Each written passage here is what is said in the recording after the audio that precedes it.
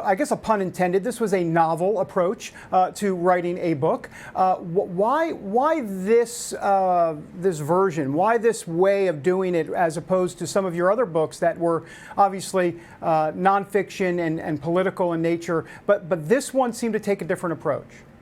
Well, I've been working on this off and on for 15 years, and I've written a number of different versions, and the first few versions were nonfiction. And the editor and publisher that I work with just finally said, this is just too much theology. It's just too thick. You have to help people see how it's relevant to real life, how people live this out. And so I've had a number of versions of creating a story so that people can see themselves in this and see the interactions and see how other believers play out the tragedy in their life and how they deal with God and all the questions they have.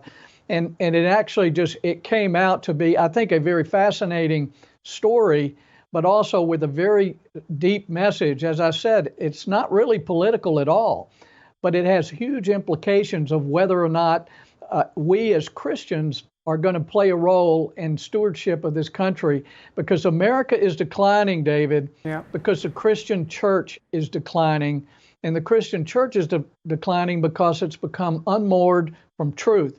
You don't hear many Christian pastors standing up and defending the truth of the Bible in the middle of all this woke culture. People are afraid of absolute truth, of biblical morality. And I think this book will confirm the faith of many people who read it.